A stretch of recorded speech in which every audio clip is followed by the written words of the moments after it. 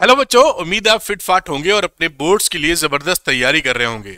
देखिए, क्लास 12 का जो बोर्ड्स है वो काफी अहमियत रखता है। एक तो अब जो क्वेश्चन पेपर बनने लगा है वो एप्लीकेशन बेस्ड बनता है, तो आपको तैयारी कॉन्सेप्चुअल लेवल पे करनी चाहिए।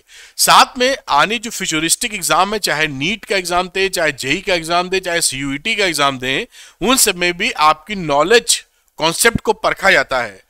तो मैं आपसे यही अपील करूंगा कि जो डिटेल्ड वीडियो है उससे आप पूरा कॉन्सेप्ट समझिए, जिससे आपको बोर्ड्स में भी आप छा जाएं और आने वाले जो कॉम्पिटिटिव एग्जामिनेशन है वहां भी आपको इसका फायदा मिले। इसी कड़ी में कि मैं आपको मदद कर सकूं, हम लोग बराबर वीडियो बना के मैं डाल रहा हूं आपके लिए। करंट इलेक्ट्रिसिटी चैप्टर चल रहा है, इस पे आज हम लोग थर्ड पार्ट करेंगे। टोटल इसके 5 पार्ट हैं, 2 पार्ट ऑलरेडी हो चुके हैं। वो 2 पार्ट और इसके पहले के चैप्टर्स को देखने के लिए डिस्क्रिप्शन में लिंक दिया है, क्लिक करके देख सकते हैं। जब सीक्वेंस में आप देखते हैं तो आपको बहुत ज्यादा बेनिफिट होता है। तो चलिए देखते हैं क्या है चैप्टर शेड्यूल। तो current electricity full chapter schedule आज हम लोग पार्ट करेंगे, part number 3, heating effect of current, power, energy, efficiency वगैरह। इससे पहले के 2 पार्ट हो चुके हैं और इसके बाद भी 2 पार्ट बचेंगे जो आने वाली वीडियोस में आपको मिलेंगे। तो हीटिंग इफेक्ट ऑफ करंट पे बात करेंगे। कुछ बच्चे कहते हैं सर मैं यहाँ जो पढ़ा रहा हूँ उसका आपको पीडीएफ भी अगर मिल जाए तो बड़ी सहूलियत रहती है। तो पीडीएफ आप आराम से ले सकते हैं। अरविंद एकेडमी टेलीग्राम चैनल को ज्वाइन कर लीजिए, वहां पर मैं इसका पीडीएफ अपलोड करता हूं, आसानी से आपको पीडीएफ मिल जाया करेगा। इसके साथ ही अपना एक अरविंद एकेडमी ऐप आता है। कई बच्चों का ये रहता है कि सर आपसे लाइव क्लासेस लेनी है जिससे मैं आपसे डाउट पूछ सकूं, कोई दिक्कत आए तो उसका समाधान मुझे मिल जाए। तो हम लोग आपके लिए लेके आए हैं द्रोणा बैच। ये द्रोणा बैच है, फिजिक्स का द्रोणा बैच है, द्रोणा बैच मैथमेटिक्स का है। इन बैचेस में आप शाम को लाइव क्लासेस होती हैं, आप मेरे साथ लाइव पढ़ सकते हैं। कोई डाउट मन में आए तो आप पूछ सकते हैं, जिसका जवाब मैं देकर आपको आपके कॉन्सेप्ट को बिल्डअप कर दूंगा। और भी इसके साथ साथ इसमें असाइनमेंट्स आपको मिल जाते हैं। इसके साथ साथ अलग से हम लोग एनसीईआरटी कॉर्नर, पीवाईक्यू कॉर्नर भी करते हैं, जिससे आपकी बड़ी जबरदस्त तरीके से तैयारी हो। तो जो बच्चे इंटरेस्टेड हैं द्रोणा बैच में वो शामिल हो सकते हैं। अरविंद एकेडमी ऐप को डाउनलोड करके उसके स्टोर सेक्शन में चेक करना है। अरविंद एकेडमी ऐप का लिंक मैं डिस्क्रिप्शन में दे रहा हूं, जो बच्चे इंटरेस्टेड हो उसको डाउनलोड कर लीजिए, स्टोर सेक्शन में द्रोणा बैच में लेकर शामिल हो जाइए। चलिए आज के टॉपिक पर आते हैं बेटा। और हीटिंग इफेक्ट ऑफ करंट। तो हीटिंग इफेक्ट ऑफ करंट, कहां से हीटिंग निकल रही है ये बातें देखते हैं, फिर और बातें भी हम लोग देखेंगे। तो लिखा है the phenomena of the production of heat. जैसे कि एक सर्किट बनाया, यहां ईएमएफ का सोर्स लगाया है, एक बाहर एक्सटर्नल लोड या एक रेजिस्टेंस लगा हुआ है। तो यहां पर क्या होगा, the phenomena of production of heat in resistor by the flow of an electric current. इसमें जब इलेक्ट्रिक करंट फ्लो होगी उसकी वजह से इस रेजिस्टेंस में हीट जनरेट होनी शुरू हो जाती है। Through it is called heating effect of current. Current की वजह से इसके अंदर हीट प्रोड्यूस हुई है, इसलिए बोलते हैं heating effect of current. Current की वजह से ये हीट पैदा हुई है। और भी बातें बहुत कुछ हैं। कितनी हीट पैदा होती है तो जूल्स लॉ ऑफ हीटिंग भी हम लोग देखेंगे। उसकी वैल्यू होती है VIT I square RT and V square T upon R। इतनी आप हीट का कैलकुलेशन यहां पर कर सकते हैं। अब अगली बात देखते हैं हम लोग कि आखिर इसका कारण क्या है हीटिंग इफेक्ट का। What is the reason behind it. तो आप देखते क्या है कि जो भी कंडक्टर है, मान लीजिए कंडक्टर है, इसमें जब आप इलेक्ट्रिक फील्ड लगा देते हैं या सोर्स लगाते हैं, ईएमएफ वाला वोल्टेज लगाया, तो एक इलेक्ट्रिक फील्ड मान लीजिए ऐसे जनरेट होती है। तो जो इलेक्ट्रॉन होते हैं वो ड्रिफ्ट वेलोसिटी से आगे बढ़ना शुरू करते हैं, है ना। तो इलेक्ट्रॉन इसकी विपरीत दिशा में जाएंगे। तो ये इलेक्ट्रॉन सपोज करिए यहां से बढ़ना चालू हुआ, ऐसे कई सारे इलेक्ट्रॉन बढ़ना चालू होंगे। जब ये बढ़ते हैं तो जिनसे ये इलेक्ट्रॉन निकले हैं जिन एटम से, वो तो आयनाइज हो गया। भाई कोई भी एटम है न्यूट्रली ये नेट चार्ज 0 है, जैसे ही इलेक्ट्रॉन बाहर आएगा ये पॉजिटिवली चार्ज हो जाएगा। तो रास्ते में इनको बहुत सारे पॉजिटिवली चार्ज आयन मिलते हैं, इलेक्ट्रॉन भी मिलते हैं, उनसे ये टकराते हैं। जब ये टकराते हैं तो इनकी जो काइनेटिक एनर्जी होती है, जब वो बढ़ रहे होते हैं, इनको ट्रांसफर कर देते हैं। ये आयंस क्या करते हैं कि इनका जो ऑक्सीलेशन से वाइब्रेशंस है, इस टक्करों की वजह से बढ़ जाता है। और जब वो टक्करों की वजह से उनका वाइब्रेशन बढ़ जाएगा, इनकी काइनेटिक एनर्जी भी बढ़ने लगेगी। भाई ये हिलना शुरू कर देंगे वाइब्रेशन की वजह से। इसके तहत इनका टेम्परेचर जाता है बढ़, और यही होता है हीटिंग इफेक्ट ऑफ करंट। तो इलेक्ट्रॉन के मूवमेंट से और होने वाली कई टक्करों की वजह से जो आयंस होते हैं इसके अंदर, जिनसे इलेक्ट्रॉन निकला है, वो टक्कर खा खा के उनके वाइब्रेशंस, एम्पलीट्यूड वगैरह काफी बढ़ जाते हैं, जिसकी वजह से उसका टेम्परेचर बढ़ता है और वो हमें हीटिंग इफेक्ट के फॉर्म में दिखाई पड़ता है। तो ये इसका कॉज था जो मैंने आपको बताया। जूल्स लॉ ऑफ हीटिंग की बात करते हैं। तो जूल्स लॉ ऑफ हीटिंग में जैसे मैंने बात की थी कि सवाल ये उठ जाता है कि अगर इसमें हीट प्रोड्यूस हो रही है तो वो हीट कितनी प्रोड्यूस हो रही है, वो जूल्स लॉ ऑफ हीटिंग हमको बताता है।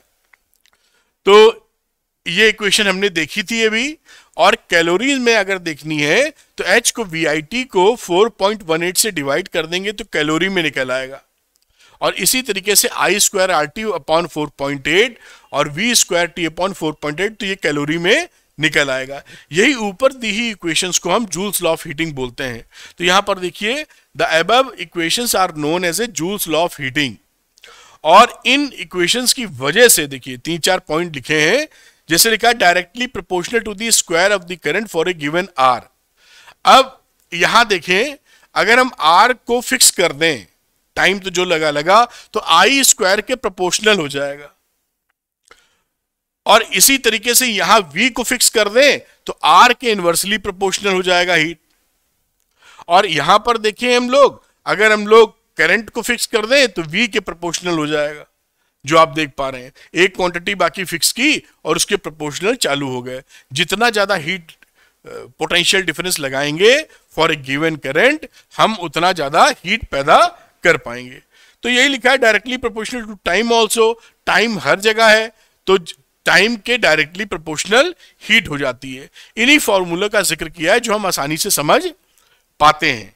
तो ये है जूल्स लॉ ऑफ हीटिंग, जिससे हम ये जान पाएंगे कि आखिर कितनी हीट प्रोड्यूस हो रही है। हीटिंग इफेक्ट ऑफ करंट है तो करंट से कितनी हीट प्रोड्यूस हो रही है। अब आ जाती है अगली बात इलेक्ट्रिक पावर की।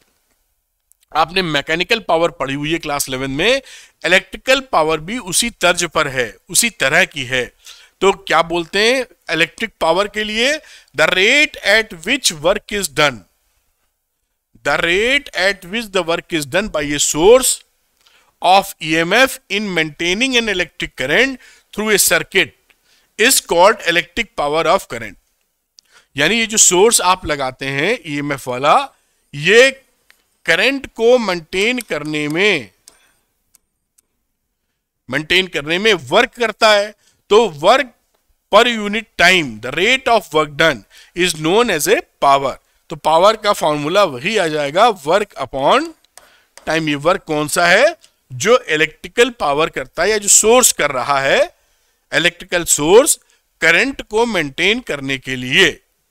तो ये P is equal to W by T, और इसी को आप चेंज करेंगे, W होता है VIT, तो VI आ जाएगा, या I स्क्वायर R या V स्क्वायर अपॉन R। तो इस फॉर्मूले को भी ध्यान रखना चाहिए। अब इसकी SI यूनिट आ जाती है पावर की, तो ये आप पहचानते हैं पहले से। SI यूनिट पावर की होती है 1 वॉट या वॉट।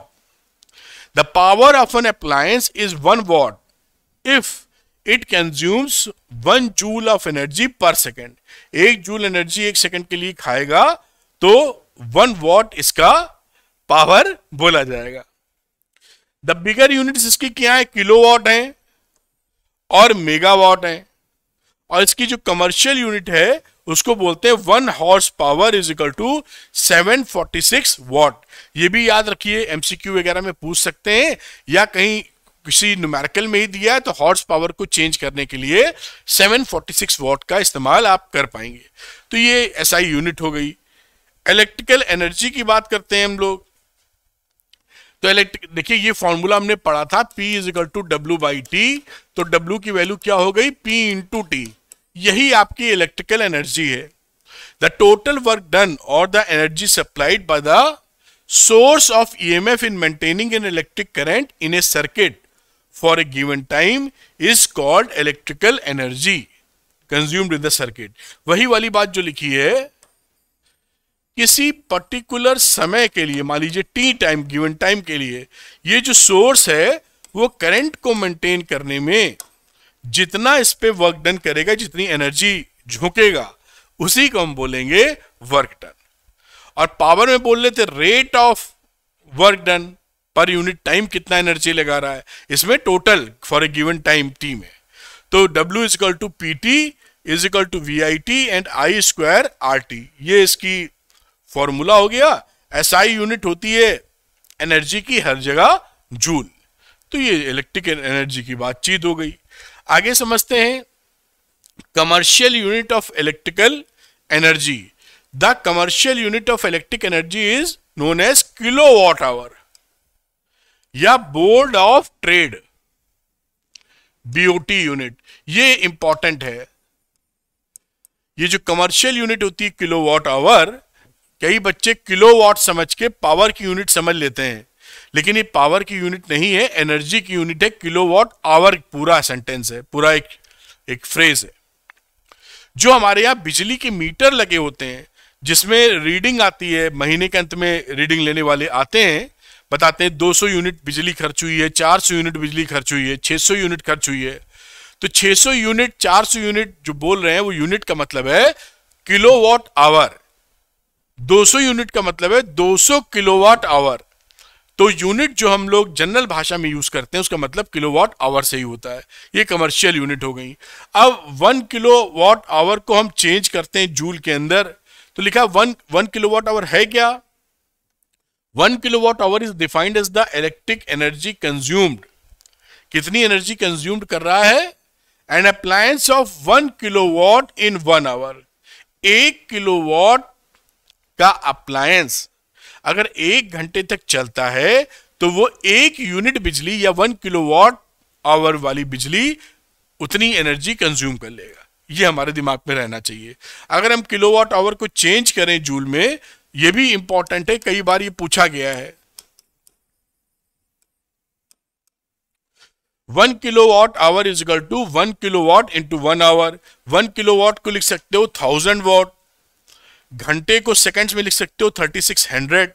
इसको मल्टीप्लाई कर दीजिए, ये वैल्यू आ गई which is equal to 1 kilowatt hour is equal to 3.6 into 10 की पावर 6 जूल। तो ये भी इंपॉर्टेंट कन्वर्जन है किलोवाट आवर से जूल में। The electric meters installed in our houses measure the electrical energy consumed in kilowatt hours. ये मैंने आपको बताया था कि जो बिजली के मीटर लगे होते हैं घर पर, वो यूनिट निकाल के देते हैं, वो किलोवाट आवर में ही रहता है। और another common unit of electric energy is watt hour. दूसरी होती है किलोवाट की जगह वॉट आवर। तो वॉट आवर में वही है कि जो अप्लायंस है 1 वॉट अगर 1 घंटे तक चले तो आपको वॉट आवर जितनी एनर्जी कंज्यूम कर लेगा। 1 watt hour is equal to 1 watt into 1 hour. Calculate करेंगे तो 3.6 इंटू 10 की पावर 3 आ जाएगा, यहां 6 है किलोवाट में।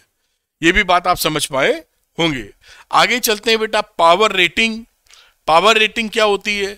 लिखा है the power rating of an electrical appliance is the electrical energy consumed per second.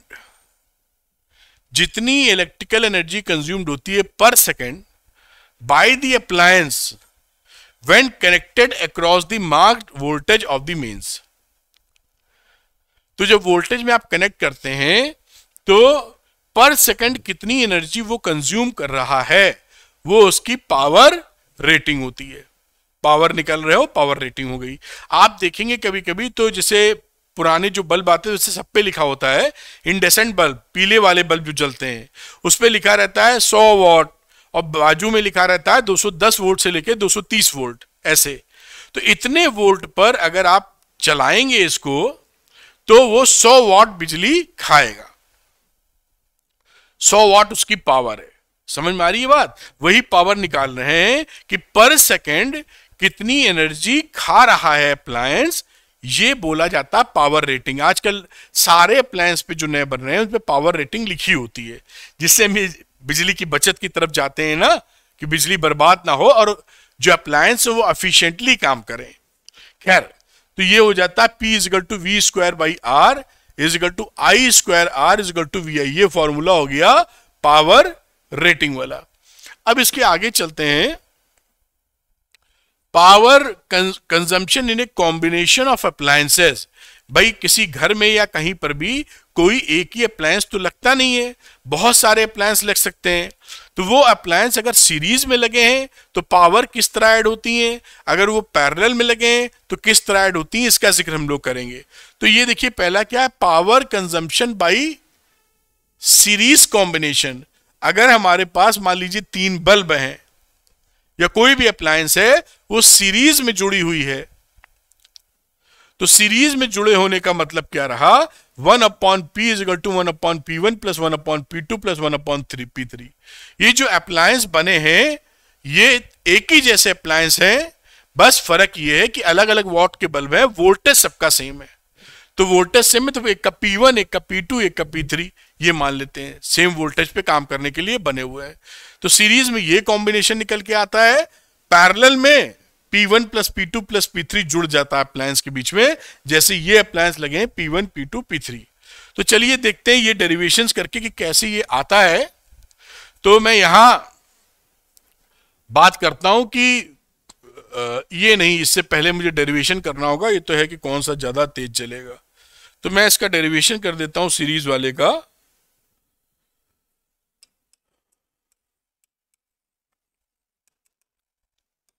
Power in series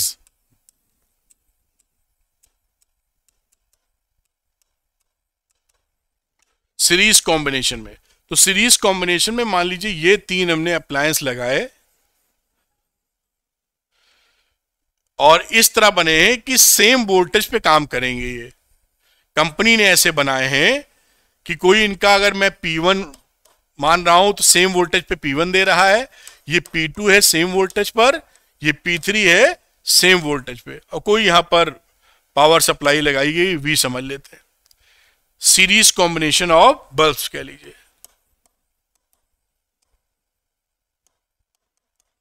combination of bulbs. तो रेजिस्टेंस ऑफ 3 बल्ब्स क्या रहा, the resistance of the 3 bulbs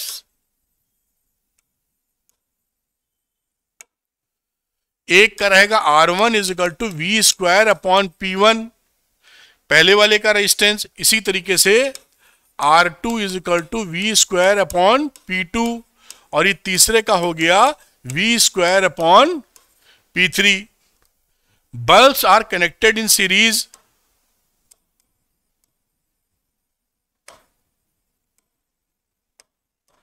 connected in series. तो series combination में resistances सीधे add हो जाते हैं। तो मैं यहां लिख सकता हूं R is equal to R1 plus R2 plus R3, और इस R की तरह जगह टोटल वोल्टेज की बात कर देता हूं। तो अगर if P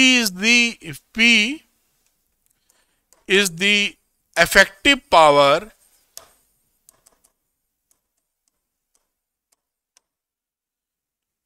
if P is the effective power of the combination,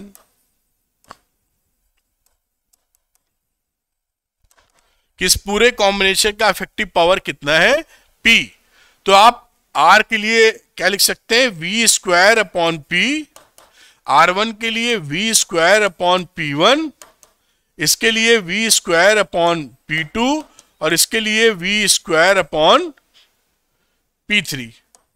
in resistances में ये वैल्यू हमने डाल दी, तो हम V स्क्वायर कैंसिल कर दो, 1/P is equal to 1/P1 plus 1/P2 plus 1/P3।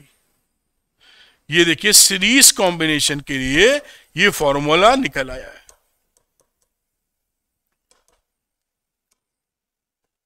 ठीक, यहां ध्यान रखिएगा, ये मत समझ लीजिएगा कि V सप्लाई करके तीनों पे V मिल रहा है।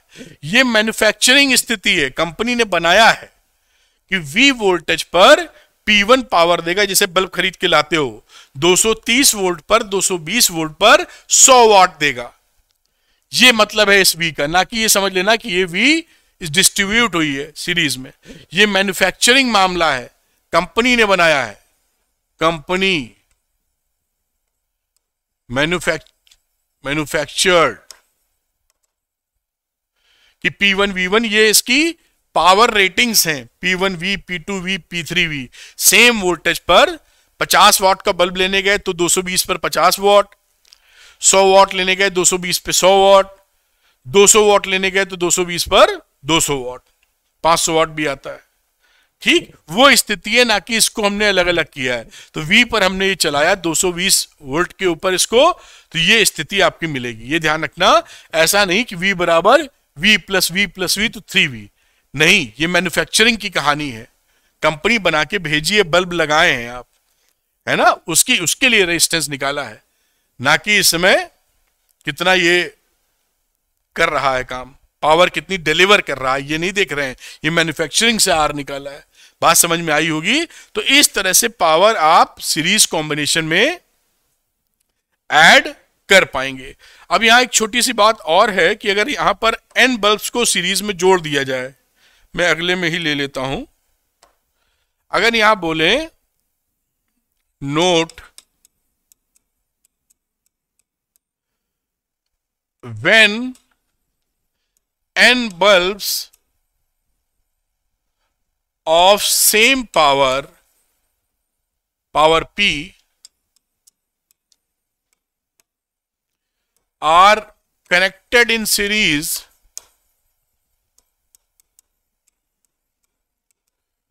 तो इफेक्टिव पावर क्या हो जाएगी, P effective is equal to P upon N। क्योंकि हम जान रहे थे कि सीरीज में फॉर्मूला होता है 1 upon P1, 1 upon P2, 1 upon P3। तो इस फॉर्मूले का यूज करोगे तो P upon N bulb same power के अगर सीरीज में लगाओगे तो P इफेक्टिव जो आएगा पूरे सिस्टम का वो P बाई N आएगा। ठीक, अब दूसरा एक सवाल इसमें पूछा जाता है कि जैसे मैंने यहां दिखाया, बड़ा फेमस क्वेश्चन है कि कौन सा बल्ब ब्राइटर ग्लो करेगा इन सीरीज कॉम्बिनेशन। ये 3 बल्ब आपने लगाए हैं, कंपनी ने बना के दिए हैं। एक है 50 वाट का P1 समझ लो, एक है 100 वाट का और एक है 200 वाट का, और सीरीज कॉम्बिनेशन में है। तो कौन सा तेज जलेगा, तो कौन सा तेज जलेगा, ये हम यहां कैलकुलेट या समझाने का प्रयास आपको करेंगे। सीरीज कॉम्बिनेशन में जो जाने वाली करंट है वो तो सेम रहेगी, तो जाने वाली करंट कितनी हो जाएगी, देखिए इसका जो रेजिस्टेंस है ना वो मैं पहले लिख देता हूं। तो रेजिस्टेंस ऑफ बल्ब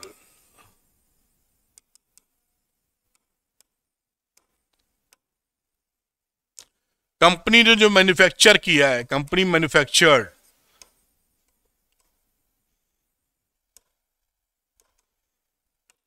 तो हम देखेंगे कि R की वैल्यू क्या हो जाएगी, P is equal to V square upon R।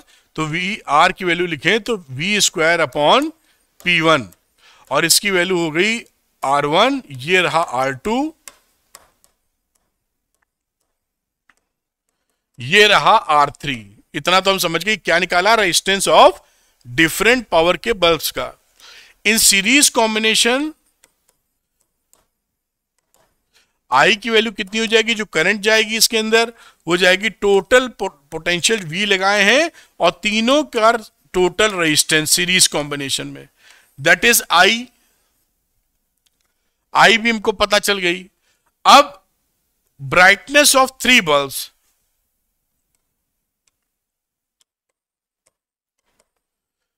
Brightness of 3 bulbs क्या रहेगा, विल बी P1 डैश। अब देखिए जो P1 डैश है ना, कंपनी ने तो P1 बना के दिया है, लेकिन सीरीज में लगा दोगे तो ये P1 पावर नहीं चलाएगा, P1 डैश चलाएगा, बदल देगा पावर। क्योंकि P1 पावर तब देता जब इसको पूरा V हम देते, जो कंपनी ने बनाया था। यहां V तो टोटल मिल नहीं पा रहा, V तो हम यहां से दे रहे हैं, तीनों में डिस्ट्रीब्यूट होगा भी। समझ पा रहे हैं? तो 100 वाट का बल्ब है, अगर हम सीरीज में लगा देंगे तो 100 वाट जितना नहीं चलेगा, वो P1 डैश जितना चलेगा। वो P1 डैश कितना है? P1 डैश की सीरीज कॉम्बिनेशन में करंट सेम रहती है, तो मैं I स्क्वायर R1 लिख सकता हूं। भाई ये रेजिस्टेंस हो गया और करंट तो तीनों के लिए सेम है, तीनों में हम ऐसे ही लिख देंगे।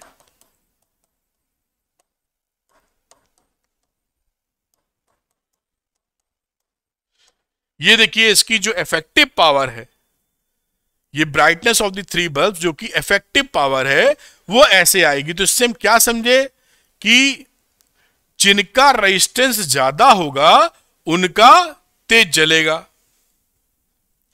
देख पा रहे हैं ना, जिनका रेजिस्टेंस ज्यादा, आई तो सब में सेम है, R1 R2 R3 में जो ज्यादा होगा उसका P1 डैश या P2 डैश या P3 ज्यादा जल जाएगा। ठीक है, अब हम देखते हैं R1 R2 R3 में कौन सा ज्यादा है। तो उसके लिए ये फॉर्मूला पिक्चर में आएगा जो यहां कंपनी ने मैन्युफैक्चर किया था। अब ये देखिए R is proportional to 1/P निकल रहा है जो कंपनी ने मैन्युफैक्चर किया है। जो ज्यादा वॉट का बल्ब होगा उसका रेजिस्टेंस कम होगा, कम वॉट का बल्ब रेजिस्टेंस ज्यादा। कम वॉट आर ज्यादा, या समझ गए होगे, कम वॉट का बल्ब है P तो R उसका ज्यादा होगा। तो यहां पर क्या समझ में आया? R किसका ज्यादा? जिसका वॉटेज कम, यानी सबसे तेज जलने वाला कौन सा यहां पर बल्ब है? 50 वॉट का बल्ब। 50 वॉट जो होगा उसका R सबसे ज्यादा होगा और इसी R की वजह से इफेक्टिव पावर उसकी ज्यादा हो जाएगी। तो जो सबसे कम पावर का बल्ब है वो सबसे तेज जलेगा। तो आप क्या लिख सकते हैं? द बल्ब, ये इंपॉर्टेंट है इसलिए मैंने प्यार से पूरा समझा दिया, बल्ब ऑफ लोएस्ट वॉटेज या power will have maximum resistance, will have maximum resistance and it will glow and it will glow with maximum brightness।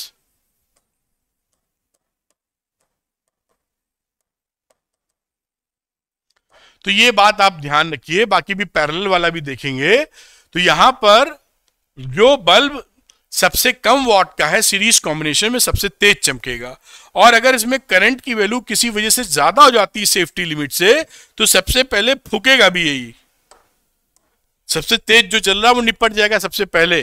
तो अगर हमारी जो करंट है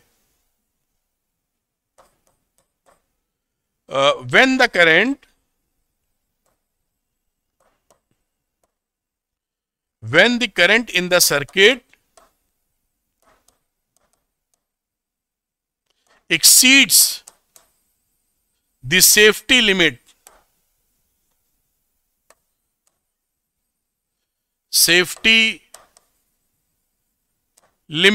the bulb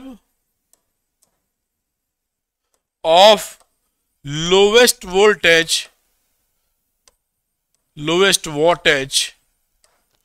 will be fused first। उम्मीद है बात समझ पाए होंगे, क्योंकि जो ग्लो कर रहा है सबसे तेज, सबसे कम वॉट वाला, अगर करंट की वैल्यू सेफ्टी लिमिट से बढ़ गई, ज्यादा करंट आ गई, तो कौन निपटेगा पहले?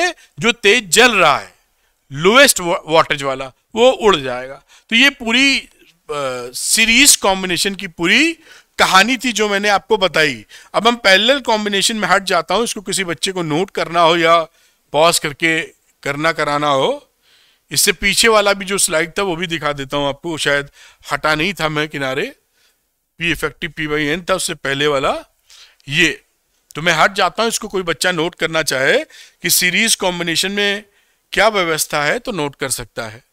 और इसके बाद ये थी स्लाइड जो आप नोट कर पाए होंगे। और एक कदम बढ़ाते हैं बेटा,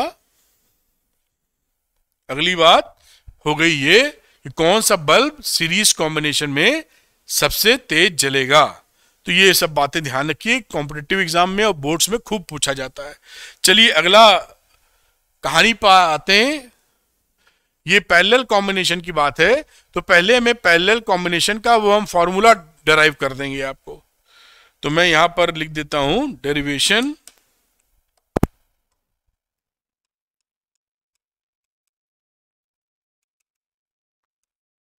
power in parallel combination.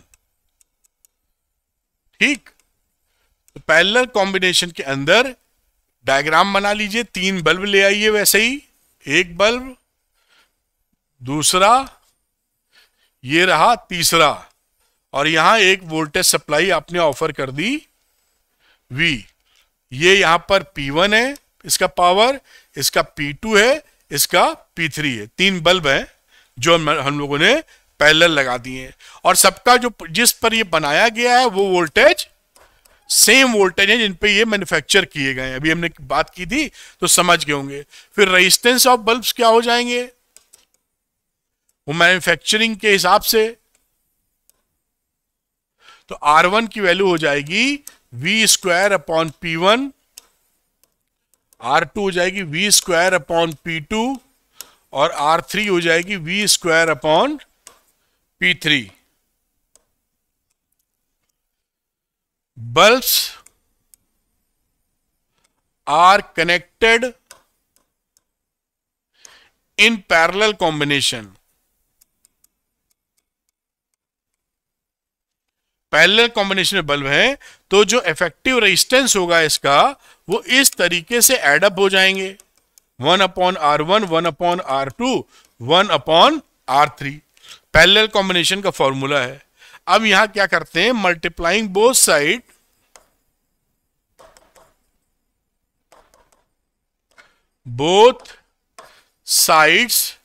Bye V²। तो ये वैल्यू क्या बन गई, देखिए V² upon R, V² upon R1, V² upon R2 and V² upon R3। V² upon R को आप लिख सकते हैं P, that is P1, that is P2, that is P3 in parallel combination।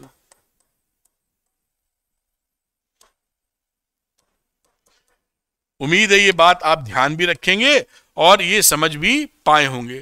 तो पैरेलल कॉम्बिनेशन में P is equal to P1 plus P2 plus P3 हो जाता है। ये हट जाता हूं, ये नोट कर सकते हैं डेरिवेशन कि पैरेलल कॉम्बिनेशन में पावर के मामले में क्या फॉर्मूला लगेगा। अब इसी बात को आगे बढ़ाते हुए जो नोट लिखा था यहां भी लिख लेते हैं कि अगर n बल्ब्स को, if n bulbs each of same power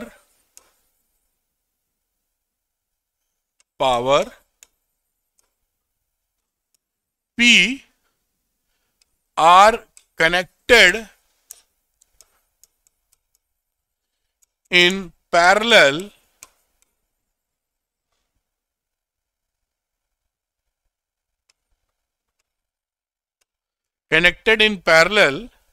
तो P इफेक्टिव क्या हो जाएगा,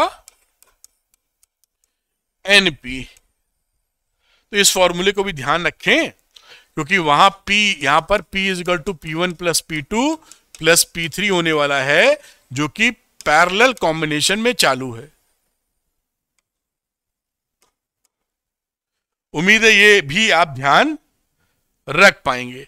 अब अगला सवाल उठता है कि पैरेलल कॉम्बिनेशन में कौन सा बल्ब तेज जलेगा, है ना, इन पैरेलल कॉम्बिनेशन। तो मैं याद रखने की इसको ट्रिक भी बता दूंगा, लेकिन बड़े आराम से इसको कर भी सकते हैं। मान लीजिए P1, P2, P3 इसकी कहानी है, तो रेजिस्टेंस हमें मालूम है, रेजिस्टेंसेस कैसे निकालते थे, हर जगह कई बार लिख चुके हैं। तो रेजिस्टेंस के लिए R1 की बात करेंगे तो V² अपॉन P1 और V² अपॉन P2, और R3 की बात करेंगे तो V² अपॉन P3 आ जाएगा। क्योंकि ये पैरेलल कॉम्बिनेशन में है, इन पैरेलल कॉम्बिनेशन, तो हम जो फॉर्मूला यूज करेंगे इफेक्टिव पावर के लिए, या लिखिए the brightness of bulbs, the brightness of 3 bulbs will be, formula देखिए कौन सा यूज होगा, V वाला, P1 is equal to V square upon R1, P2 is equal to V square upon R2 और P3 is equal to V square upon R3। देखिए यहां पर ये फॉर्मूला V वाला यूज करेंगे क्योंकि इन सबके लिए हमारा V पैरेलल कॉम्बिनेशन में सेम होगा। I वाला नहीं यूज करेंगे क्योंकि सबके लिए I अलग अलग होगी। सीरीज में I वाला यूज किया था क्योंकि सब में I सेम थी, इसमें V सेम है, तो ये फॉर्मूला यूज कर लीजिए। अब यहां पर क्या है, किसकी पावर, मैं P1 डैश कह देता हूं, इफेक्टिव पावर की जिक्र कर रहा हूं, तो यहां पर अगर आप बात देखिए तो किसकी पावर, कौन सा ग्लो की पावर ज्यादा निकलेगी, उसकी निकलेगी जिसका वॉटेज हाईएस्ट है, तो उसके लिए R मिनिमम हो जाएगा। यहां पर इसको देखें, वी स्क्वायर अपॉन R1 को, as the resistance of the highest wattage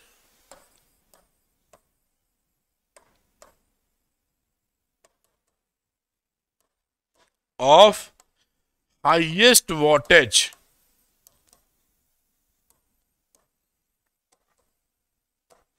जो कि पावर है, bulb is minimum,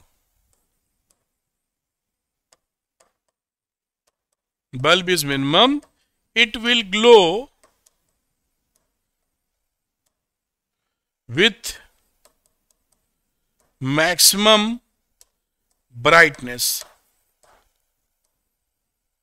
भाई यहां पर आप समझ पा रहे हैं ना कि P1 डैश किसका ज्यादा आएगा, जिसका R1 सबसे कम होगा।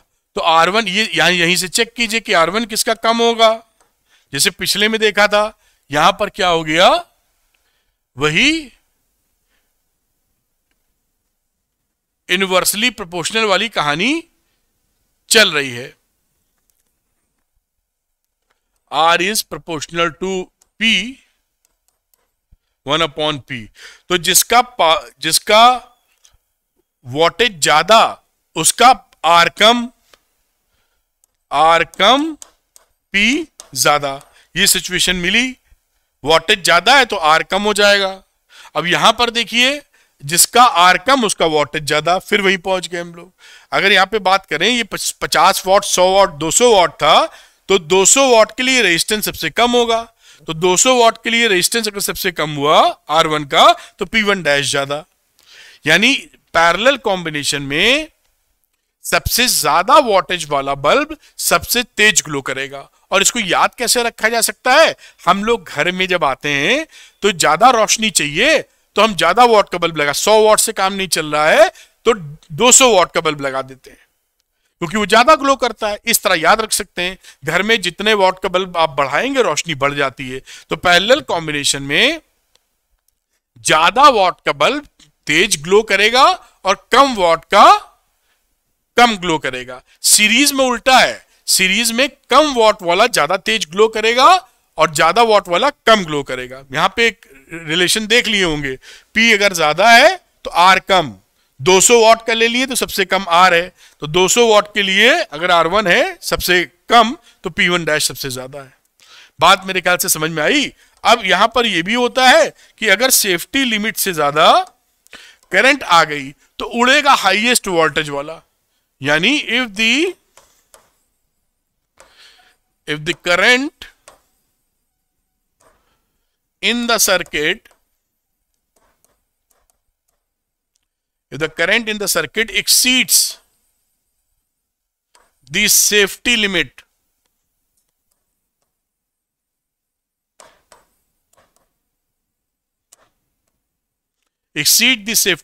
the bulb with maximum wattage will be fused first, fused first. तो आप बात समझ गए होंगे, ये सीरीज को भी नोट कर लीजिए आप, और ये ध्यान रखिएगा कि किसी भी कॉम्पिटिटिव एग्जाम में क्लास 12 में आ जाए कौन सा बल्ब कहां पर तेज जलेगा, तो उसका एक्सप्लेनेशन आप इस तरह दे सकते हैं। ठीक है, आगे बढ़ते हैं कदम। ये आपने नोट कर लिया होगा, तो चलिए एक कदम और आगे बढ़ते हैं। ये बात सीखते हुए एफिशिएंसी की बात देखते हैं। तो efficiency of an source of EMF, EMF की सोर्स की एफिशिएंसी क्या है? It is the ratio, is defined as the ratio of the output power P output upon P input, और एफिशिएंसी को हम लोग ईटा से शो करते हैं। तो दिस इज एफिशिएंसी, आगे फॉर्मूला लिखा भी है, P output upon P input, कि भाई सोर्स कितना एफिशिएंट है, आप कितना इनपुट देते हैं तो कितना बढ़िया आउटपुट निकाल पाता है। जो ज्यादा बढ़िया आउटपुट निकाल पाएगा उसे ज्यादा एफिशिएंट बोलेंगे। आप 4 घंटे में पढ़ के टॉपर बन जाइए तो बहुत एफिशिएंट है। अब ऐसा मत सोचिएगा कि आधे घंटे में पढ़ के टॉपर बन जाए, 1 ही घंटे में बन जाए, ये थोड़ा सा मुश्किल हो जाएगा। तो efficiency of an electrical devices, eta is equal to output power upon input power. VI हो गया आउटपुट पावर, और EI EMF है ये, दिस इज इलेक्ट्रिक फील्ड ना समझ लेना, EMF है, इंटू I, तो V अपॉन I E बन जाएगा, V अपॉन E एफिशिएंसी। और इलेक्ट्रिक मोटर की बात करें तो output mechanical power upon input electric power. आपने इलेक्ट्रिक पावर दी और वो पानी चढ़ा रहा है मोटर समझिए, तो जो मैकेनिकल जो चढ़ाया उसने, उससे आप एनर्जी कैलकुलेट कर सकते हैं। लेकिन ये दोनों बराबर नहीं आएगी, हीट के फॉर्म में भी लॉस हो जाएगी। तो यहां लिखा है इनपुट इलेक्ट्रिकल पावर जो आपने दिया है वो एक तो आउटपुट मैकेनिकल पावर में देगा जो पानी चढ़ाने में खर्चा कर रहा है, plus power lost as heat, और गर्म होकर जो पावर जा रहा है, एनर्जी कंजर्वेशन होता है ना, तो आपने कुछ एनर्जी उसको दी है, तो जहां जहां खर्चा किया वो जोड़ना चाहिए। तो पानी चढ़ाने में लगा प्लस गर्म हो गया वो, तो दोनों एनर्जी को जोड़ देंगे तो आपकी इलेक्ट्रिकल पावर मिल जाएगी। अब मैक्सिमम पावर थ्योरम, ये भी जान लेना जरूरी है। आपके एनसीईआरटी में ये अलग से टॉपिक नहीं है, क्वेश्चन के फॉर्म में दिया हुआ है, तो ये टपका के पूछ लेंगे तो हमें आना चाहिए। मैं करके अभी दिखा भी दूंगा आपको। क्या है मैक्सिमम पावर थ्योरम? एनसीईआरटी में क्वेश्चन फॉर्म में दिया है, टॉपिक नहीं बनाया अलग से। मैक्सिमम पावर थ्योरम बहुत सरल थ्योरम है। क्या बोलती है इसको मैं डराइव भी कर दूंगा। It states that the output power of a source, इस सोर्स का जो आउटपुट पावर है ऑफ ईएमएफ इज मैक्सिमम। वो कब मैक्सिमम होता है? when the external resistance in the circuit is equal to the internal resistance of the source। जो ये R है और इसके अंदर का स्मॉल r है, जब ये दोनों बराबर हो जाते हैं तो मैक्सिमम आउटपुट पावर का मिलता है। यही लिखा है P आउटपुट हो जाएगा मैक्सिमम, ये इसका क्रक्स है।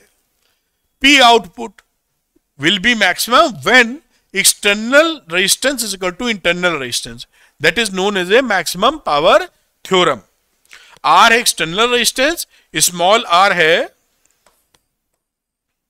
Internal resistance of the source. चलिए इसको एक ड्राइव कर लेते हैं जल्दी से। Maximum power theorem derivation. तो एक बनाते हैं सर्किट जो पीछे बना था, एक्सटर्नल लोड देंगे, एक सेल या ईएमएफ लगाया, इसका ईएमएफ ई है और इसका रेजिस्टेंस स्मॉल आर है, इसका वोल्टेज ले लेते हैं V और इस पे पड़ने वाला रेजिस्टेंस है R। यहां से करंट I जा रही है और करंट I लौट रही है। ये डायग्राम आपकी समझ में आ गया होगा। तो करंट थ्रू द डिवाइस क्या रहा? करंट, ये डिवाइस का मतलब यही जो R लोड लगाए हैं, current through the device I is equal to total EMF upon total resistance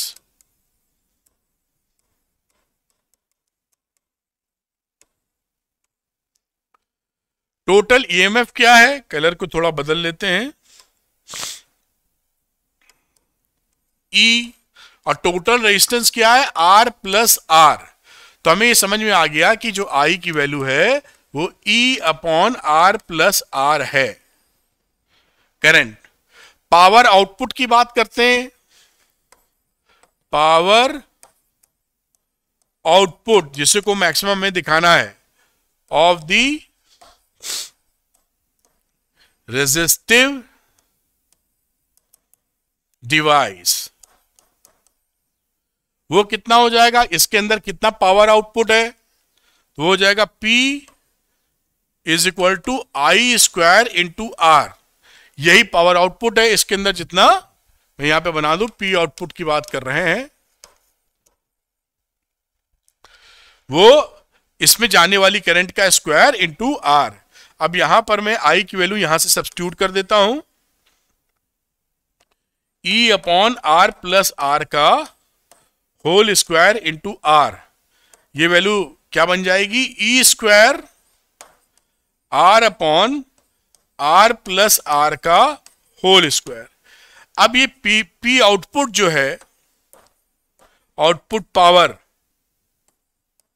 इसको अगर हमें मैक्सिमम करना है तो इस डिनोमिनेटर को मिनिमम करना होगा। तो इसको दूसरे फॉर्मेट में लिख लेते हैं। देखिए कैसे लिखेंगे, E square upon E square R upon R plus R square को हम आर माइनस आर का होल स्क्वायर प्लस 4RR लिख लेते हैं। थोड़ी तिकड़म देखिएगा, समझ पाए होंगे, उम्मीद कर रहे हैं। यहां पर जगह कहां है, आर प्लस आर के स्क्वायर को हम लोग आर माइनस आर का स्क्वायर प्लस 4RR लिख रहे हैं। एक आइडेंटिटी यूज करते थे क्लास 9-10 में, a प्लस बी का whole square is equal to a minus B का होल स्क्वायर प्लस 4ab, वही इस्तेमाल की है। अब हम ये जान पाएंगे कि ये नीचे की वैल्यू मिनिमम कब होगी, तब उसके लिए p मैक्सिमम हो जाएगा, डिनोमिनेटर मिनिमम p मैक्सिमम। तो हम ये लिख देते हैं यहां पर आगे कि the power output will be maximum when, और ये वैल्यू मिनिमम कब होगी, जब ये वाला पार्ट 0 हो जाए। तो r माइनस आर की वैल्यू 0 हो जाए, इसका मतलब है r is equal to r हो जाए। देख पा रहे हैं आप, क्योंकि बाकी तो ये 0 होगा नहीं, कैपिटल आर कुछ रहेगा ही, स्मॉल आर कुछ रहेगा ही। तो डिनोमिनेटर सबसे छोटा क्या हो सकता है, जब ये 0 हो जाए, क्योंकि ये स्क्वायर क्वांटिटी है तो ये माइनस नंबर तो प्रोड्यूस नहीं करेगी, स्क्वायर तो कम से कम 0 होगा, उसके ऊपर बड़ा ही होगा, चाहे -1 का स्क्वायर करें चाहे +2 का स्क्वायर करें। तो मिनिमम वैल्यू इसकी स्क्वायर वाली वैल्यू की कितनी हो सकती है, 0। इसलिए r बराबर r पर p हो गया मैक्सिमम। अब हम देख लेते हैं मैक्सिमम पावर आउटपुट कितना होता है। तो अब यहां पर ये कह पाए, हेंस प्रूव्ड, तो P लिख देते हैं, चलो यहां पर P output is maximum when R is equal to R। This is the maximum power theorem, hence proved, कि भाई किसी में भी अगर आप एक्सटर्नल लोड का रेजिस्टेंस ईएमएफ के इंटरनल रेजिस्टेंस के बराबर कर देंगे तो पी आउटपुट मैक्सिमम मिलेगा। वो कितना मिलेगा ये भी यहां निकाल लेते हैं। अगर मैं यहां बात करूं तो पी मैक्सिमम होगा कितना, तो वो होगा, हमने ये फॉर्मूला इस्तेमाल कर लो, ई स्क्वायर ई अपॉन, या बाजू वाला पकड़ो, E square R upon R plus R, put कर दो कैपिटल आर बराबर स्मॉल आर, तो यहां पर आ जाएगा E square small R upon R plus R का होल स्क्वायर। तो ई स्क्वायर आर अपॉन दो आर का स्क्वायर करोगे तो 4R स्क्वायर आ जाएगा। तो वैल्यू क्या बची यहां पे, E square upon 4r, that is the P maximum. That ये क्या है, पी मैक्सिमम आउटपुट की पावर मैक्सिमम होगी कितनी, होगी ई स्क्वायर अपॉन 4r के बराबर। इसको भी ध्यान में रखा जा सकता है। उम्मीद है आप बात को पकड़ पाए होंगे। तो इसको आप नोट कर लीजिए, मैं हट जाता हूं। मैक्सिमम पावर थ्योरम जो टॉपिक ना होके क्वेश्चन फॉर्म में आपके पास है, तो शायद आप इसको नोट कर पाए होंगे। थोड़ा सा ऊपर कर देता हूं, ये देखिए मैक्सिमम पावर थ्योरम। अब इसी से जुड़ा हुआ एक सवाल और बन जाता है बेटा, और बहुत ही सरल है। लिखा है what is the power output of the source if the battery is shorted, what is the power dissipation inside the battery in that case. जैसे ये बैटरी लगी थी ना, इस तरह से ये आर था, ये ई और आर था। इसने कहा इस बैटरी को हम लोग, ये तो अभी करंट आई यहां से जाती, इसको उठा के हमने एक तार से शॉर्ट कर दिया, ऐसे तार लगा दिया, यहीं से चलाया और यही लगा दिया, ये शॉर्ट हो गया, कोई पोटेंशियल डिफरेंस तो उनके बीच रहा नहीं। तो अब क्या होगा, कोई बाहर एक्सटर्नली कोई भी पावर लॉस तो करेगा नहीं, सारी करंट इधर से ही चली जाएगी। तो when the battery is shorted R become zero, इस आर का कुछ भी मतलब नहीं रहा, कैपिटल आर जीरो हो गया, सर्किट यही कंप्लीट हो गया। Therefore power output is zero, तो इस पे मिलने वाला पावर आउटपुट क्या रहा, शून्य। In this case entire power of the battery is dissipated as heat inside the battery. सारी पावर कहां जाएगी, बैटरी के अंदर हीट के फॉर्म में, due to its internal resistance, इस इंटरनल रेजिस्टेंस की वजह से। और पावर डिसिपेटेड होगी कितनी, आई स्क्वायर आर, या आप लिख दीजिए ई अपॉन आर का होल स्क्वायर इंटू आर, और इसको ई स्क्वायर अपॉन आर कहा जा सकता है। तो इस बैटरी में जो पावर डिसिपेट होगी वो ई स्क्वायर अपॉन आर के फॉर्म में होगी बैटरी के अंदर। तो ये भी कभी उसी से निकला पार्ट है, आपसे पूछा जाए तो आप टैकल कर सकते हैं। उम्मीद है बात को पकड़ पाए होंगे। अब चलिए आगे की बात करते हैं कि मैक्सिमम, इसी से एक जुड़े हुई बात एक और उठ जाती है, उसको भी प्रेम से कर लेंगे। Maximum efficiency of a source of EMF. तो लिखा है show that the efficiency of A battery when delivering maximum power P output maximum is only 50%। तो कर लेते हैं, देखिए कोई भी बैटरी है उसका जो इनपुट पावर होगा, इनपुट पावर बैटरी का होगा E इंटू आई, आउटपुट पावर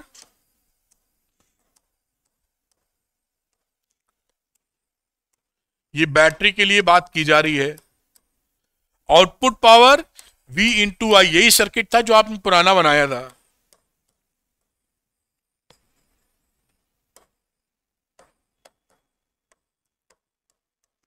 ठीक, तो ये आउटपुट पावर इस पे वाली पावर हो गई जो ये निकालेगी V इंटू आई, और इसके अंदर की इनपुट पावर क्या है, E इंटू आई। एफिशिएंसी क्या हो गई,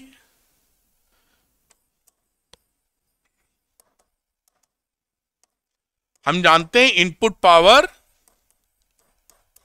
अभी हमने पढ़ा है, upon output power.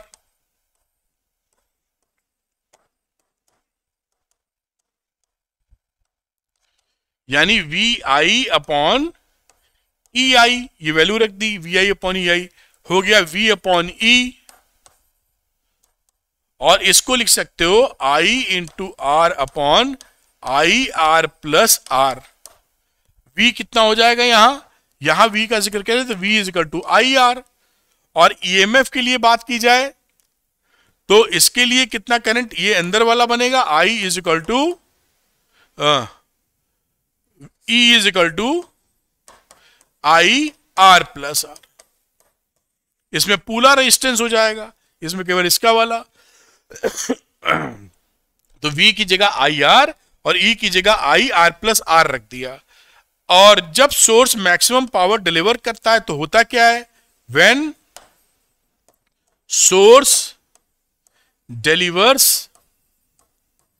Maximum power, हमने मैक्सिमम पावर थ्योरम देखी है, उस समय कंडीशन रहती है R is equal to R, capital R की वैल्यू छोटे आर के बराबर। यही वैल्यू इसके अंदर हम पुट कर देंगे तो ईटा की वैल्यू क्या आ जाएगी, लास्ट में देखिए I small R upon I R plus R, ये पुट कर दिया है कैपिटल आर स्मॉल आर बराबर, आई से आई कट गया, आर अपॉन 2r यानी 1/2 which is equal to 50%। Answer या हेंस प्रूव्ड। इसका मतलब क्या है, इसका मतलब है thus the efficiency of a source of EMF is just 50% when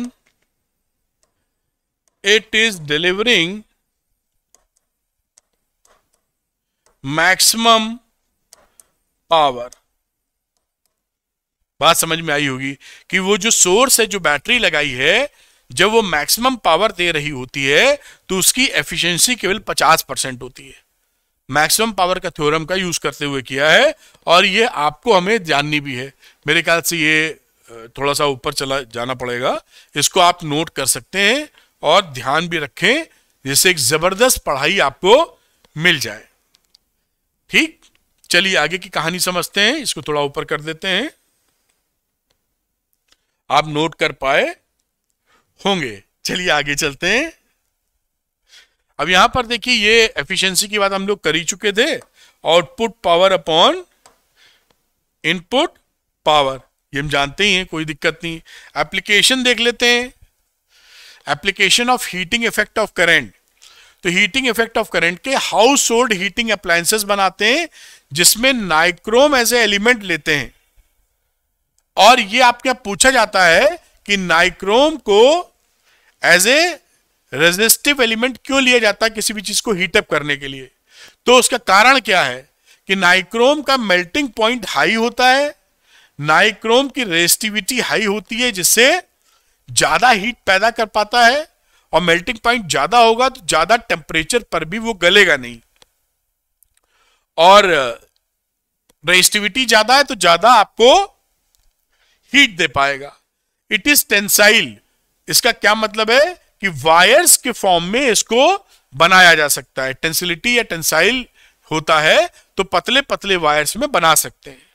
it is not easily oxidised by the oxygen of the air when heated. अगर आप इसको गर्म करेंगे तो जल्दी ऑक्सीडाइज नहीं होता।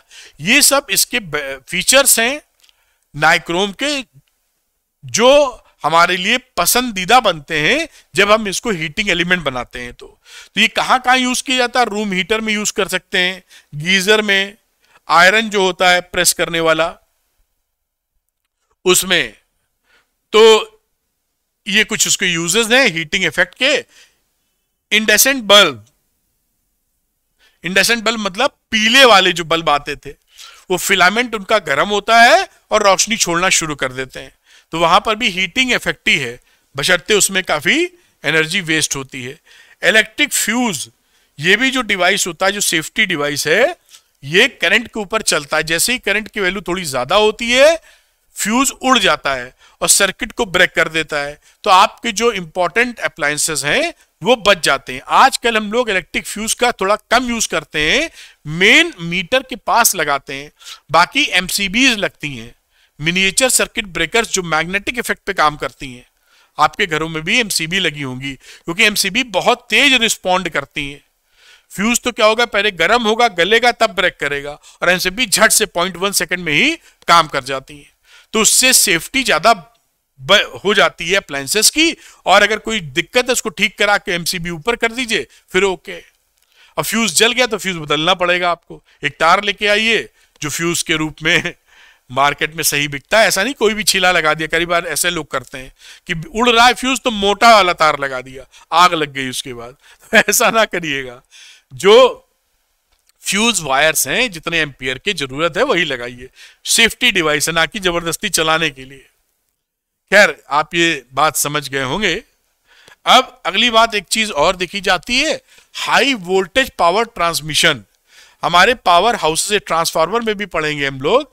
हमारे जो पावर हाउसेज है वहां पर बहुत बिजली बनाई जाती है और 300-300 किलोमीटर 500-500 किलोमीटर दूर भेजी जाती है।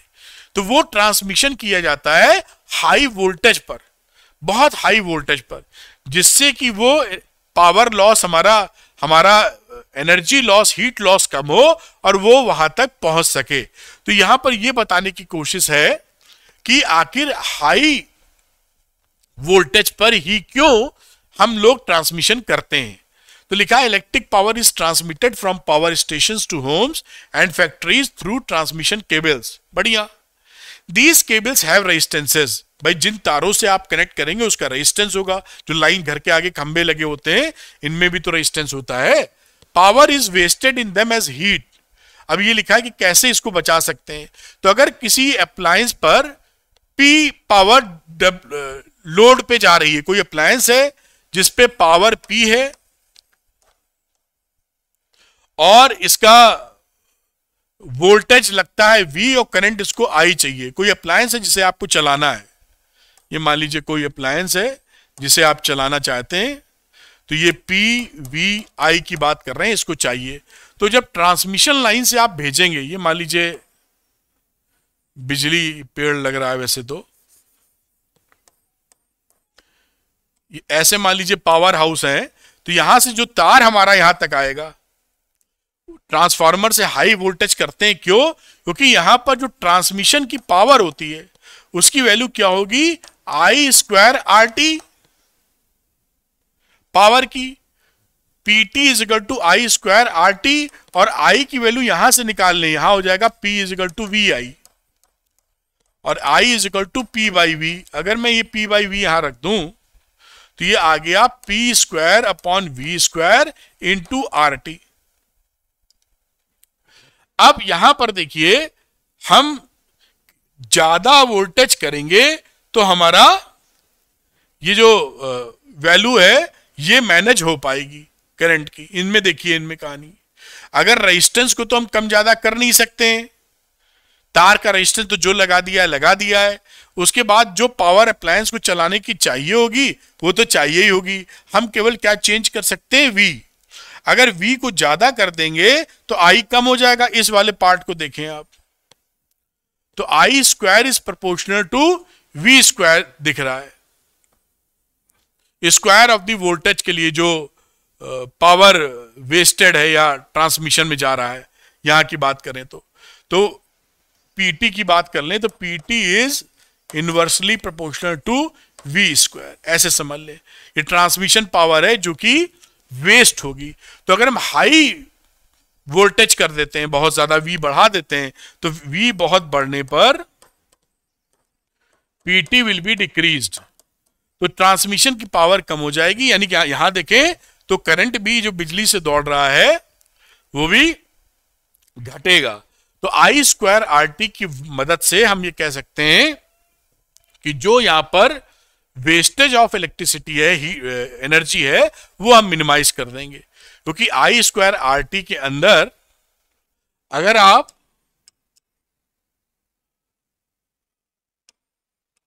आई की वैल्यू डिक्रीज कर दें तो ये जो हीटिंग है वो कम हो जाएगी, और यहां से वी स्क्वायर बढ़ाने पर आप देख रहे हैं कि आई स्क्वायर, आई की वैल्यू, करंट की वैल्यू घट जाएगी। P इक्वल टू वी आई से भी देख सकते हैं। व्हेन यू डिक्रीज आई, कब? जब वोल्टेज हमारा काफी ज्यादा हो। तो ज्यादा वोल्टेज पे आई कम और हीटिंग जो जा रही थी वो कम से कम हो जाएगी। तो उम्मीद है ये बात आप समझ पाए होंगे। जो ट्रांसमिशंस हैं वो हाई वोल्टेज पे किए जाते हैं जिससे तारों में करंट की वैल्यू कम रहे और एनर्जी का वेस्टेज कम से कम हो। चलिए आगे देखते हैं, कुछ सवाल हैं उनको भी लगा लेते हैं न्यूमेरिकल्स। तो an electric motor operating on A 50 volt DC supply draws a current of 12 ampere. If the efficiency of the motor is 30%, estimate the resistance of the windings of the motor. तो जो data दिया है पहले लिख लेते हैं। V की value दी है 50 वोल्ट, करंट दिया है 12 एम्पियर और ईटा या एफिशिएंसी दी है 30%। अब जो पावर है वो 30% वेस्टेज है, तो 70% ही बचा होगा काम करने के लिए ऑफ VI। 30% तो हीट में चला गया, 70% VI का P दे रहा होगा। पावर डिसिपेटेड एज हीट लिख दो, पावर डिसिपेटेड। 30% उसकी देखिए एफिशिएंसी है, तो 70% हीट में जा रहा है। Power dissipated as heat 70% of VI। ये वैल्यू कितनी रही? 70/100। V है 50, I है 12 वॉट, तो वैल्यू कितनी आई? 420 वॉट। अब आगे जो पावर डिसिपेटेड होती है, but power dissipated as heat, उसको आप लिख सकते हो P = I² × R। और ये 420 वॉट निकाले, उसी के बराबर रख दो। तो हम लोग क्या कर सकते हैं? 420 वॉट = I² R। तो R की वैल्यू हो गई I², 420/I²। तो 420 और I² यानी 12 का स्क्वायर 144, तो ये वैल्यू आ जाएगी 2.9 ओम। ये आपका आंसर आ गया है कि estimate the resistance of the windings. ये रेजिस्टेंस ऑफ द वाइंडिंग है। इस तरह से करेंगे, जितना हीट के फॉर्म में डिसिपेट हो रहा था वो हो गया 70%, क्योंकि 30% की एफिशिएंसी थी। और ये जो हमने पावर वेस्टेड निकाला है एज ए हीट, उसका फॉर्मूला एक और होता है I² R। I² R से इक्वेट कर दिया और R हम यहां से निकाल पाए। तो इसको नोट कर लीजिए, अगला करते हैं। तो नोट कर लिया होगा आपने। चलिए इसको अगले क्वेश्चन को देखते हैं। अब ये क्वेश्चन देखिए यहां क्या बोला है। A heater coil is rated 100 watt to 100 volt. एक हीटर कॉइल है। It is cut into 2 identical parts. Both parts are connected in together in parallel. तो पहले देखिए रेजिस्टेंस जो था कॉइल का, वो था कितना? काट के आधा आधा कर दिया है ना। तो रेजिस्टेंस ऑफ हीटर कॉइल, और उसके बाद पूछ क्या रहा है? 200 वोल्ट से लगाया है। Calculate the energy liberated per second in the new combination. ठीक है, इसको बड़े प्यार से कर लेंगे। Resistance of heater coil R = V²/P। तो 200 × 200/100 वॉट, वैल्यू हो गई 400 ओम। अब एक समझ लीजिए हीटिंग एलिमेंट है जो 400 ओम का था। अब आपने इसके 2 हिस्से कर दिए, 2 वायर बना दिए छोटे छोटे लंबाई में। आइडेंटिकल पीसेस हैं, इसलिए इसका भी हिस्सा 200 ओम हो गया और इसका भी कितना हो गया? 200 ओम। इन दोनों को पैरेलल में लगा दिया है। पैरेलल में लगाने का मतलब है एक ऐसे और दूसरा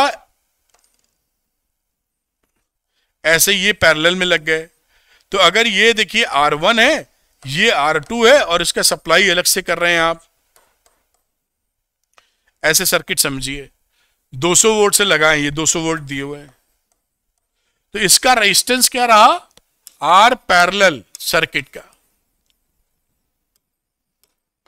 तो R1 R2/R1 + R2 हम जानते हैं formula.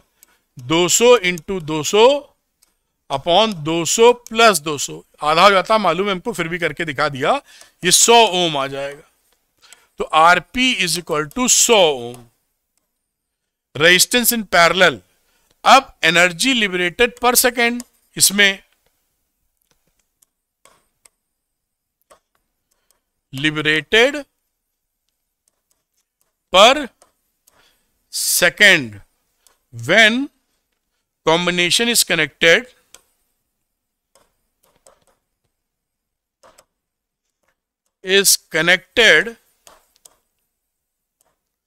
to a source of 200 volt, 200 volt का सोर्स लगाया है, तो इसकी वैल्यू क्या हो जाएगी, एनर्जी की v square upon R dash, per second energy निकल रही है, पावर हो गया है। तो v स्क्वायर कितना रहा, 200 इंटू 200 और आर डैश या आरपी, ये वैल्यू है 100, तो आ गया 400 जूल पर सेकेंड। ये आपका आंसर है। इस तरीके से कर पाएंगे तो इसको भी देख लीजिए, फिर अगला सवाल करते हैं। तो मैं इसको थोड़ा नीचे करता हूं, इसको आप नोट कर सकते हैं और अपना पूरा दिमाग लड़ा सकते हैं कैसे ये बना है या हुआ है। ठीक है, अगला सवाल देखते हैं जिससे और क्लैरिटी आपको मिलती चली जाए। An electric power station 100 megawatt transmits power to a distant load through long and thin cables. Which of the two models of transmission would result in lesser power wastage? Power transmission आप 20,000 volt या 200 volt, हमें मालूम है ज्यादा volt पर wastage कम होगा, तो answer तो आएगा 20,000 वोल्ट, लेकिन हमको यहां करके दिखाना है, एनसीईआरटी क्वेश्चन है, इंपॉर्टेंट है। तो आइए दिखाते हैं, आंसर तो 20,000 वोल्ट ही होगा। चलिए फिर भी करते हैं। Let R be the resistance of transmission cable, R be the resistance of transmission cables.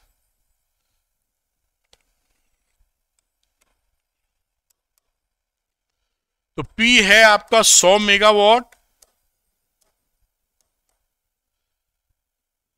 और ये वैल्यू हो गई 100 इंटू 10 की पावर 6 वॉट। पहले केस में जब V1 की वैल्यू 20,000 वोल्ट थी, करंट क्या आई, P अपॉन V1। P कितना है, 100 इंटू 10 की पावर 6 वॉट अपॉन V1 है 20,000, वैल्यू आ जाएगी 5,000 ampere. Rate of dissipation of heat, अब रहा rate of heat dissipation at 20,000 volt. तो P1 लिख देते हैं I1 का स्क्वायर इंटू R। I1 कितना आया, 5,000 का स्क्वायर और R था ट्रांसमिशन केबल का रेजिस्टेंस। तो ये वैल्यू हो गई कितनी, 25 इंटू 10 की पावर 6 R वॉट। ये तो आया हीट पावर डिसिपेशन या rate of heat dissipation, 1 second में इतना हीट निकल जाएगा। दूसरे केस की जिक्र करते हैं कि वहां वैल्यू कितनी आती है। सेकंड केस जहां V हमको दे रखा है 200 वोल्ट, तो करंट कितनी आई, I2 again P upon V2। P है 100 इंटू 10 की पावर 6, V2 है 200, तो 5 इंटू 10 की पावर 5 एम्पियर। ये इतनी करंट आ गई। Rate of heat dissipation, heat dissipation at 200 volt. तो P2 की बात करेंगे तो लिखेंगे I2 का स्क्वायर इंटू R, और I2 कितना है, 5 इंटू 10 की पावर 5 का स्क्वायर इंटू R। तो वैल्यू हो गई 25 इंटू 10 की पावर 10 R वॉट। अब देखिए इन दोनों में बड़ा कौन सा है, hair P1 is less than P2, या 10 की पावर 10 है या 10 की पावर 6 है। तो ये क्लियर कट है कि वो रूट हमारे लिए P1 वाला बेहतर है। तो आप लिख सकते हैं hence there will be lesser power wastage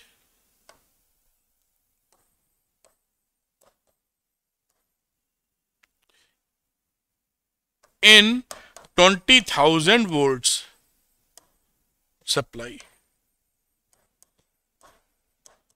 ये आपका आंसर आ गया। इस तरह से आप दिखा पाएंगे जो बात आपको वहां बताने की कोशिश थी कि आप जो है 20,000 वोल्ट पे ट्रांसफर कर रहे हैं, पावर जो आपका पावर ट्रांसमिशन का पावर हाउस है वो इतना वॉट बना रहा है। V1 अगर 20,000 वोल्ट पे ट्रांसफर करते हैं, देखिए करंट की वैल्यू कम हो गई और फिर हीट डिसिपेशन कम हो जाएगा। कुल मिला के करंट कम रखनी है क्योंकि I स्क्वायर RT से आपका हीट डिसिपेशन ज्यादा होगा। I ज्यादा तो हीट, I को कम करने का तरीका V बढ़ा दो, क्योंकि power is equal to V into I होता है। V बढ़ा तो I घटा।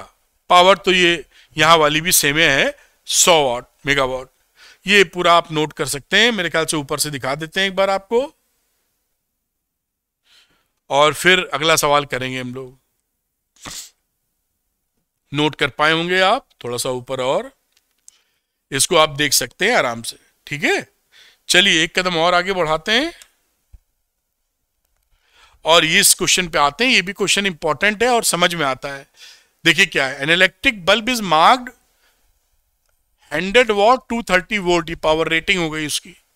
If the supply voltage drops to 115 volt, अब जो सप्लाई मिल रही है ये तो कंपनी बना के भेजी है पावर रेटिंग, हम अपने घर में लगाए तो घर में लो वोल्टेज आता है, तो उस वजह से 115 वोल्ट की उसकी सप्लाई मिल रही है। What is the heat and light energy produced by the bulb in 20 minutes, 20 minute के अंदर कितना हीट और लाइट वो प्रोड्यूस करेगा, कुछ जलेगा और हीट के फॉर्म में भी निकालेगा, सब मिला के। Calculate the current flowing through it, और हमें करंट की वैल्यू भी इसके अंदर निकालनी है। तो देखिए हम जानते हैं P is equal to V square upon R। तो पावर रेटिंग जो दिया उससे बल्ब का हम रेजिस्टेंस निकाल लेंगे। तो ये वैल्यू हो गई 230 इंटू 230 अपॉन 100 वॉट, और ये वैल्यू कितनी हो गई 529 ओम। अब यहां पे क्या है, when the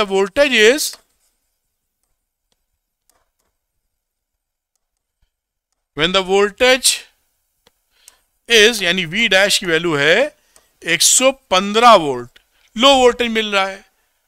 the total heat and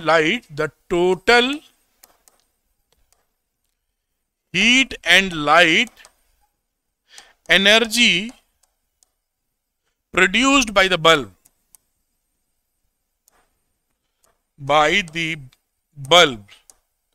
in 20 minutes will be कितनी होगी, तो H is equal to P into T formula, तो V डैश का square upon R into T। इसको इधर ले लेते हैं, इस फॉर्मूले को करने में आसानी रहेगी। तो H की वैल्यू कितनी हो गई, V dash square upon R, तो 115